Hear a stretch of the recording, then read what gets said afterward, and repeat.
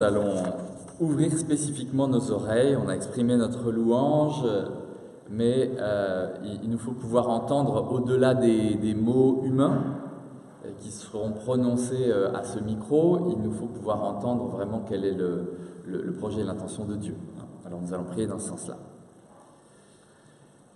Seigneur, nous nous confions à toi parce que nous savons que nous avons besoin de toi. Nous avons infiniment besoin de toi pour comprendre tes projets. Pendant plusieurs semaines, nous avons médité à quel point souvent nous basons notre vie sur des mensonges. Parfois des mensonges énormes, mais souvent aussi des mensonges qui sont juste des petits mensonges, mais qui décalent tout. Un petit peu comme un tout petit os dans la colonne vertébrale, s'il est décalé, ça peut faire souffrir tout le corps, ça peut tout tordre. Seigneur, nous aurions vraiment ce besoin et ce désir maintenant que tu viennes nous parler d'une façon particulière. Nous avons des situations de vie qui sont totalement différentes et il n'y aura qu'une seule parole qui sera donnée à ce pupitre. Mais nous pensons que tu vas pouvoir ordonner le calme pour celui qui est dans la tempête, en même temps que tu ordonneras le réveil pour celui qui somnole. Ça, tu peux le faire. Nous avons confiance en toi, tu peux faire des choses qui sont contradictoires en nous selon nos besoins, par ton Saint-Esprit, en utilisant une même parole, parce que tu as prévu, tu as ce désir et tu as prévu les moyens que, dans ce qui sera dit aujourd'hui, tu puisses toucher chacun d'entre nous, au moins par quelques mots, des mots qui vont enclencher une forme de trajectoire pour cette journée et cette semaine. Nous avons confiance en toi. Toi seul peux réaliser un pareil miracle. Nous nous confions à toi par Jésus le Christ. Que ton Saint-Esprit soit sur nous et en nous pour pouvoir nous préparer à cette expérience. Amen.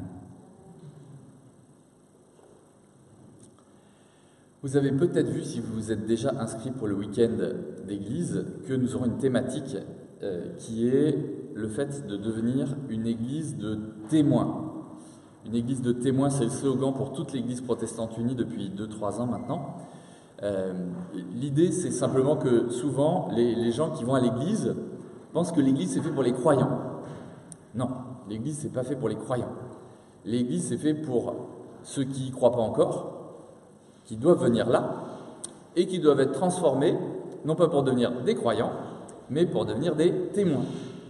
Un témoin, c'est quoi ? C'est quelqu'un qui partage ce qu'il a reçu.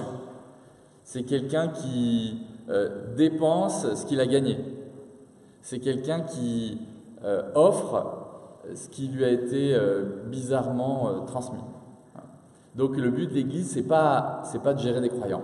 Ça ne nous importe pas. Le but de l'Église, c'est de faire des témoins, pour qu'on puisse rejoindre les autres dans leurs différents besoins. Et alors, quand on est témoin de Jésus-Christ, qu'est-ce qui se passe ? On a nécessairement besoin de pouvoir dire qui est Dieu. Je ne sais pas si vous avez déjà fait l'exercice d'essayer de dire d'une façon très rapide, très claire, en une phrase, pour vous, qui est Dieu ? Je vous laisse une petite minute de réflexion là. Qui est Dieu pour moi ? Comment je peux exprimer ça en une phrase ?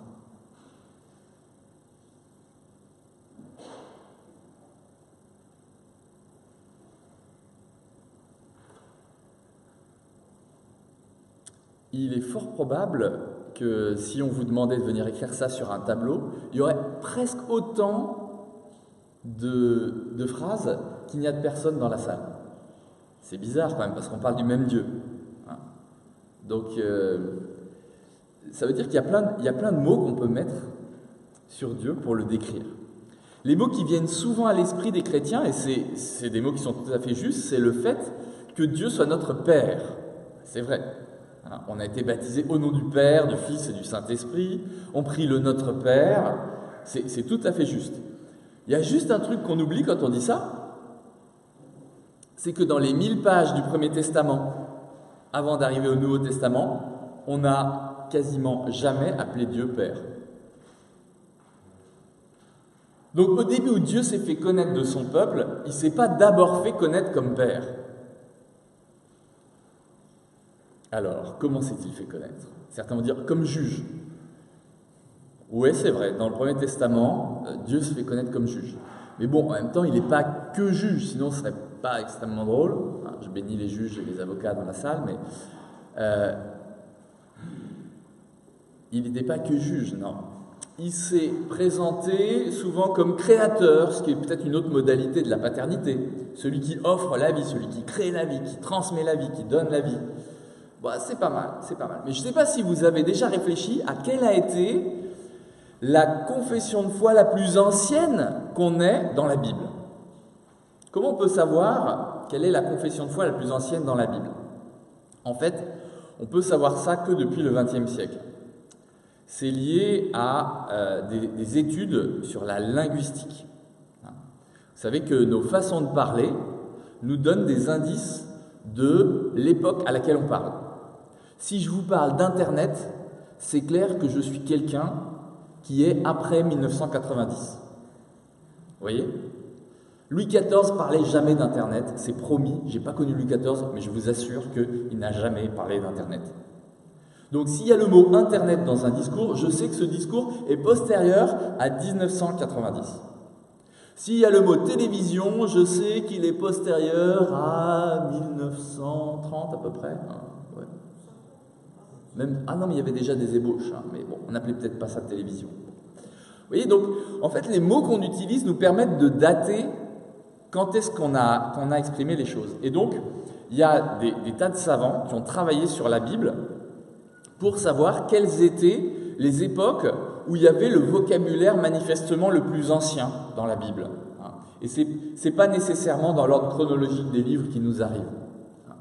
Les vocabulaires les plus anciens se trouvent notamment dans les psaumes et dans le livre de l'Exode. Et dans ces textes-là, comment Dieu se présente, quel est, quand on lui demande vos papiers, qu'est-ce qu'il répond? Quel est son état civil, en quelque sorte? C'est pas père, c'est pas juge, c'est pas tous ces machins-là. C'est une très belle formulation. Je suis l'Éternel, ton Dieu, qui t'ai libéré du pays d'Égypte, qui t'ai fait sortir de la maison de la servitude. Ça, c'est la première façon dont Dieu se présente. Je suis l'Éternel, donc l'Éternel c'est celui qui était, qui est et qui sera. Je suis l'Éternel, ton Dieu, pas un Dieu comme ça parmi d'autres, ton Dieu, il n'y en a qu'un, et c'est le tien. Et je t'ai fait sortir du pays d'Égypte, je t'ai fait sortir de la maison où tu étais esclave.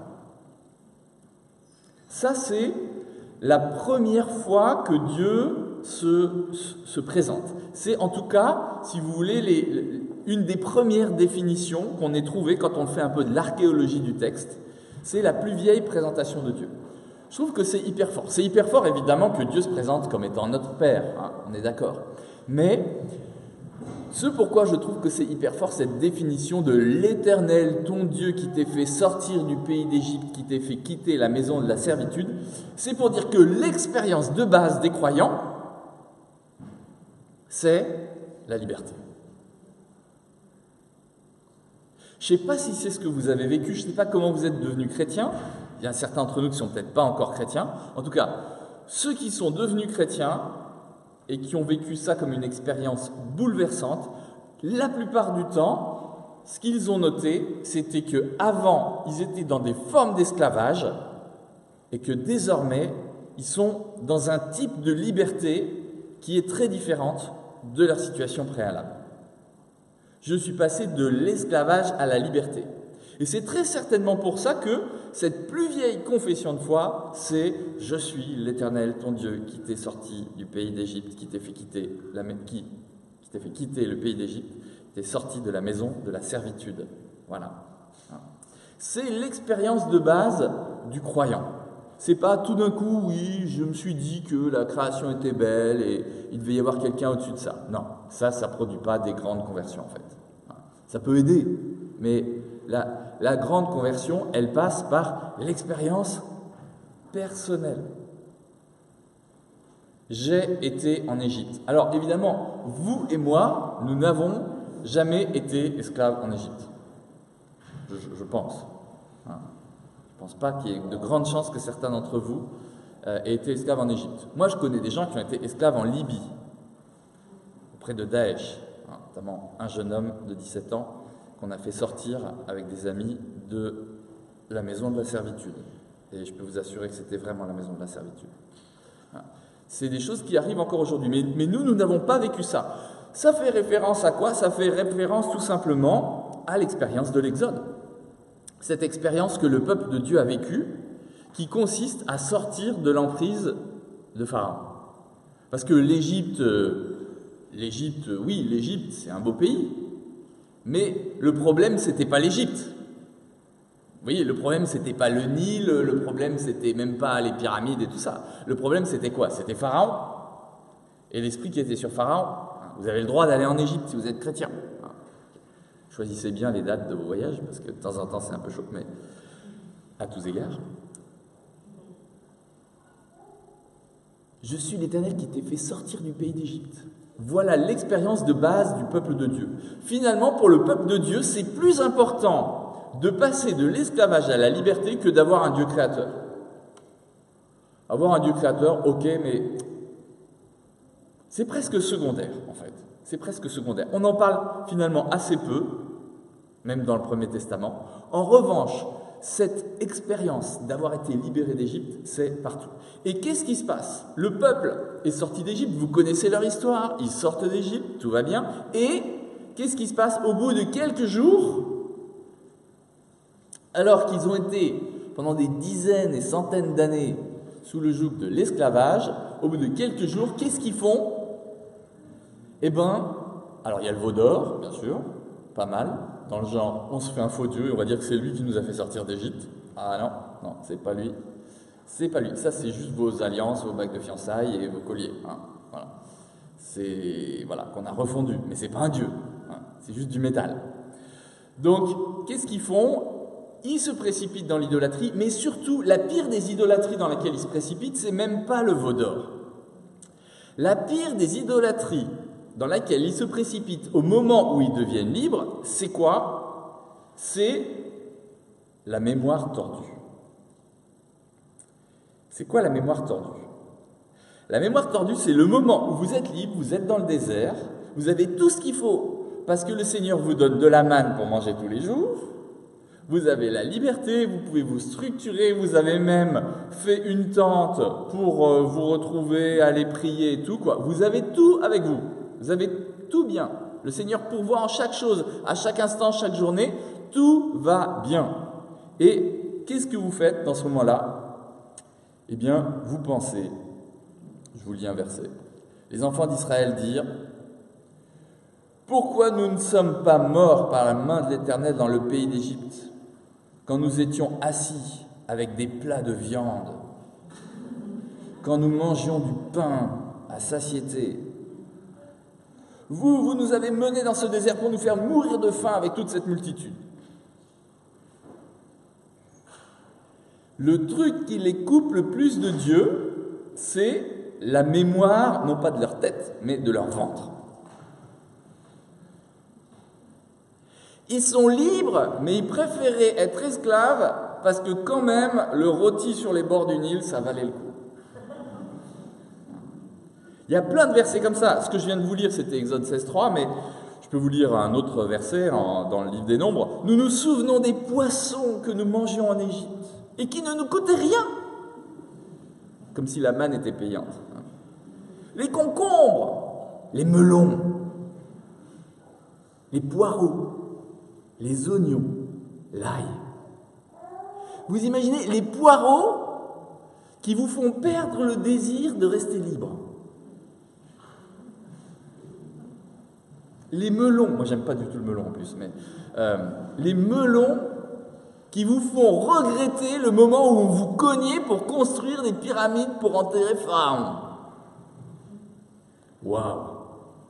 C'est fascinant quand même. Ce qui nous montre que le problème n'est pas l'Égypte, le problème n'est même pas la personne de Pharaon. Le problème, c'est quoi? C'est ce que certains appellent le pharaonisme. C'est le système pharaon. Parce que le système pharaon, on peut l'emporter loin d'Égypte et le garder dans sa tête. On peut garder une mentalité d'esclave même quand on est dans un pays libre. On peut avoir un mode de fonctionnement intellectuel et émotionnel complètement d'esclave en étant en France, alors que la France est un des pays les plus libres du monde. On peut, vous voyez, être loin de l'Égypte physique, loin d'Alexandrie, loin de tous ces pays-là, du Caire. On peut être loin de ça, mais être toujours en Égypte.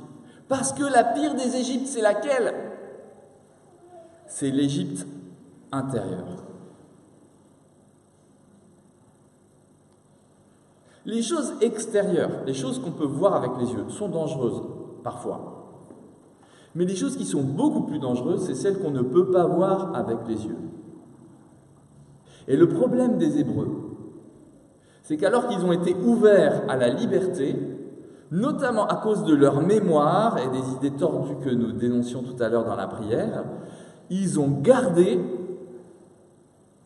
une mémoire positive de l'esclavage. Finalement, Pharaon, il nous apportait la sécurité.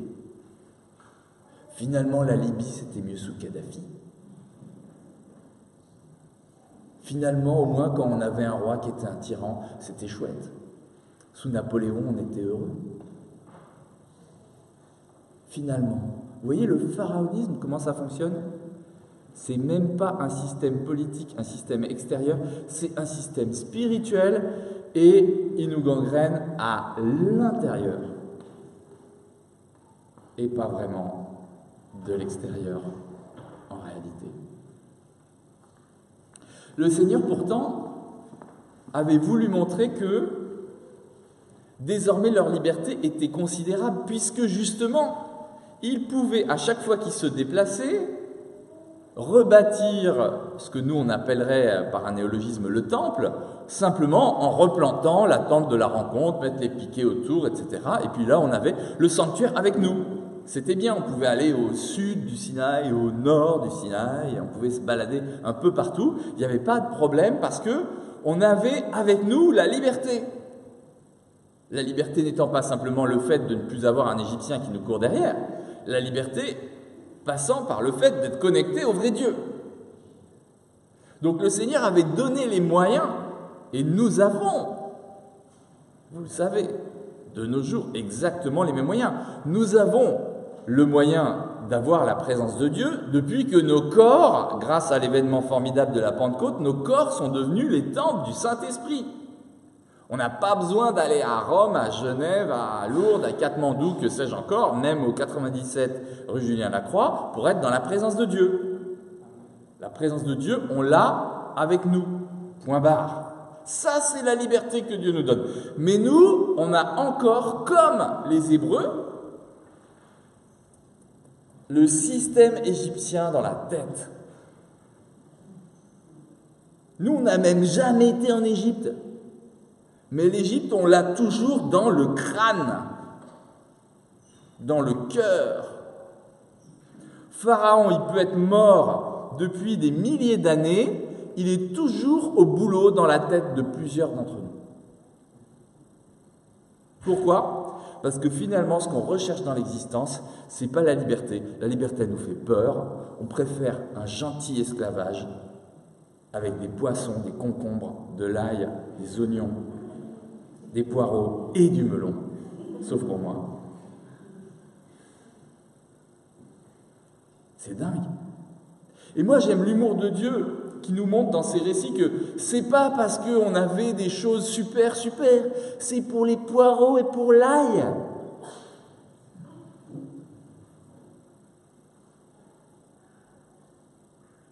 Nos dirigeants l'ont bien compris. Pour perpétuer le pharaonisme, il y a des tas de techniques, y compris des techniques qui en apparence peuvent être bonnes. La plus belle d'entre elles serait le revenu universel. Poireaux et oignons en libre accès. Où vous voulez, quand vous voulez.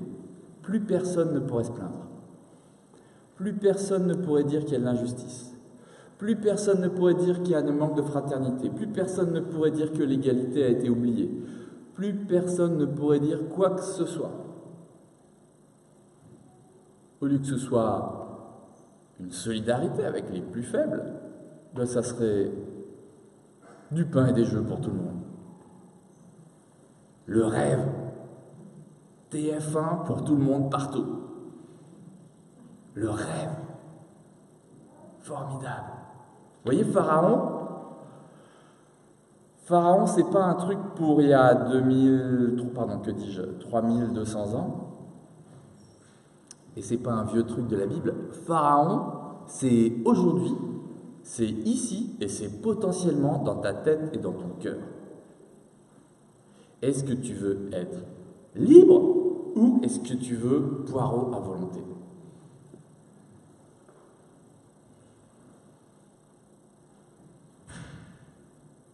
C'est drôle la façon dont le Seigneur le montre parce que vraiment les poireaux, c'est pas excitant. C'est le dernier truc qu'on a le droit de manger quand on a du cholestérol et tout ça, quoi.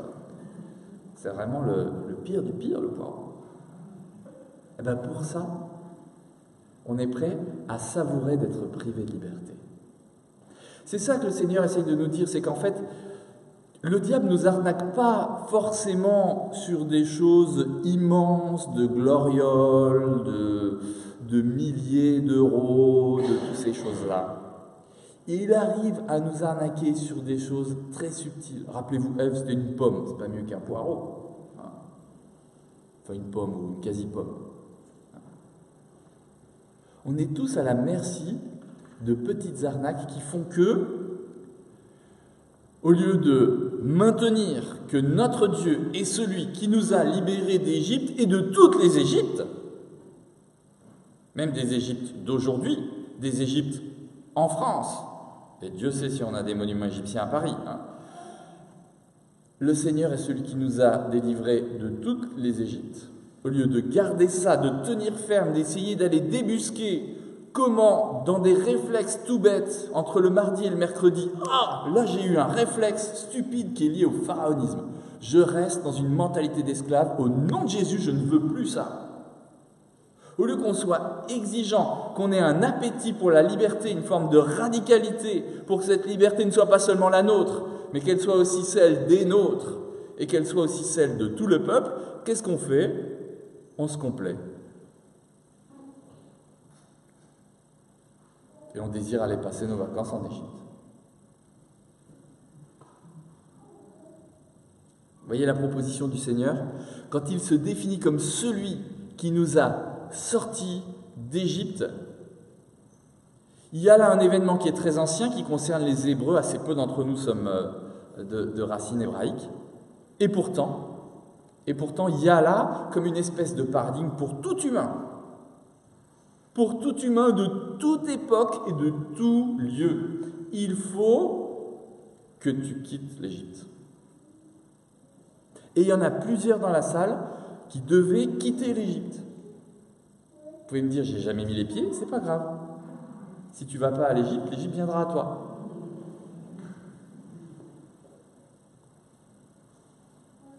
C'est dans la tête et dans le cœur que ça se passe. Alors voilà. Ce qu'on va faire, on va prier. Il y en a certains, vous seriez prêts à dire « Ah ben je veux bien quitter l'Égypte, sauf que je ne sais pas dans quelle Égypte je suis. » Donc, on va commencer par prier pour discerner quel est le type d'Égypte dans lequel on est. Parce que les Égyptes les plus subtiles sont celles qu'on ne voit pas. Hein.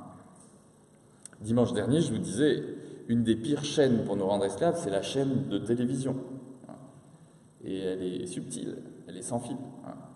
Donc, il faut pouvoir discerner quel est le nom de notre Égypte. Et on a tous des Égyptes différentes. Certains d'entre nous, eh bien, on vient d'une lignée où il y a eu des gens qui ont été vraiment esclaves et qui ont été consacrés au fait d'être éternellement esclaves. Et c'est une catastrophe. Il y en a d'autres, peut-être, ils étaient du côté des esclavagistes dans leur lignée. Et c'est pas mieux que esclaves. Il y en a d'autres, tout simplement, c'est votre péché qui vous a fait glisser dans une Égypte dont j'ignore la nature. Il faut comprendre quel est le nom de cette Égypte. Et il faut pouvoir la nommer pour pouvoir la quitter. Alors on va demander au Seigneur qui nous aide à discerner ça. Et puis après ça, on va prier. Et puisque le pharaonisme et l'Égypte, ça se passe dans la tête et dans le cœur, ça veut dire que simplement, avec les paroles de la prière, ça peut aussi nous quitter.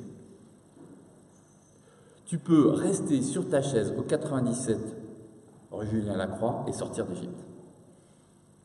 C'est ça la bonne nouvelle. À cause de la puissance de ce qui est venu amener Jésus-Christ, qui a vraiment été la personne la plus libre. Vous savez, c'est très certainement pour ça que, à peine était-il né,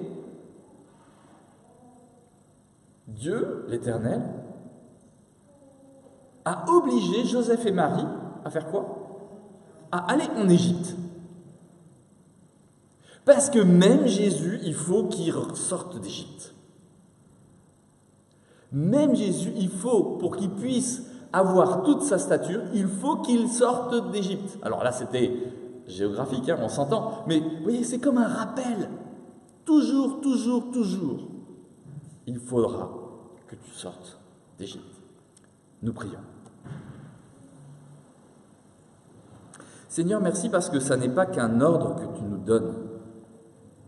C'est une promesse que tu nous fais. Quand tu te rappelles à ton peuple pour dire « Vous êtes sortis d'Égypte »,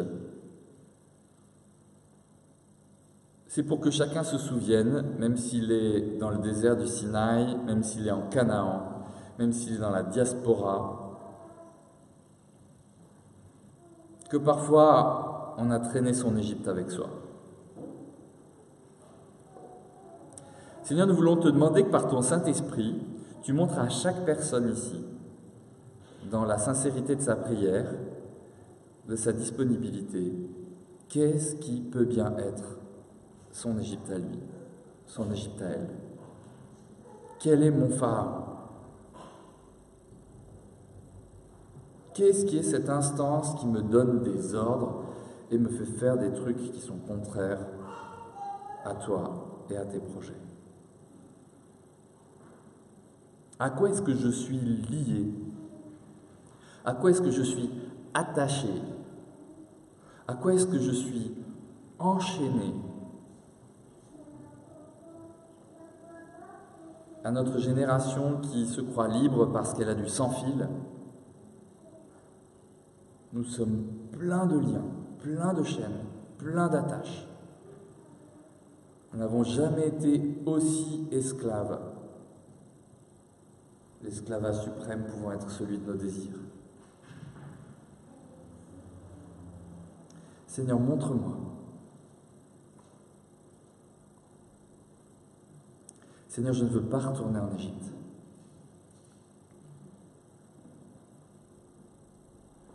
Je sais que ta promesse, c'est un pays où coule le lait et le miel.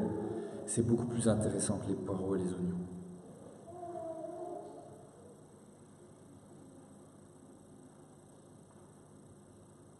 Merci Seigneur parce que nous avons ta présence. Nous avons ta présence qui nous donne des moyens tout autres pour les batailles d'aujourd'hui. Alors oui, nous te le demandons. Permets que maintenant, avec la conscience de ce que peut être notre Égypte intérieure, nous puissions être guidés à nouveau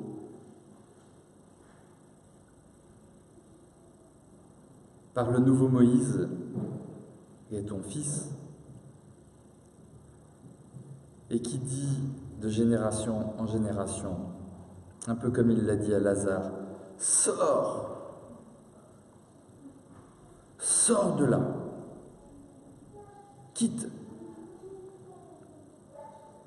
sors de cette Égypte, maintenant. Tu ne peux pas rester là. »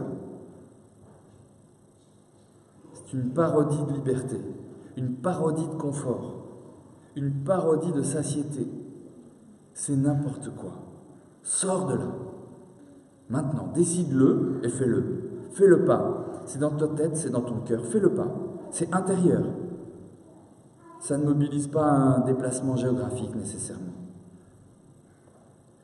C'est à l'intérieur qu'on passe de l'esclavage à la liberté. C'est à l'intérieur qu'on passe de l'Égypte à Canaan. C'est à l'intérieur qu'on passe de la mort à la vie. Alors Seigneur, je fais le pas avec toi et devant toi. Je veux tenir la main du Christ parce que lui seul a fait ce chemin jusqu'au bout. Je veux tenir la main de Christ parce que mes pas ne sont pas assurés, parce que souvent je manque de foi. Je veux tenir la main de Christ pour sortir de mon Égypte intérieure. Et les pharaons qui étaient là, vous dégagez. Vous sortez de nos vies. Les pharaons qui dictaient des lois injustes, des lois de domination et d'oppression. Nous ne sommes plus sous votre joug. Nous ne sommes plus vos esclaves. Merci Seigneur. Merci Seigneur parce que en nous rappelant, vous êtes sortis d'Égypte. Tu nous redis, aujourd'hui aussi, tu sors d'Égypte. Et peut-être que demain, il faudra aussi ressortir d'une autre Égypte. Mais qu'importe, je serai avec toi. Voici, je suis avec vous tous les jours jusqu'à la fin du monde. Amen.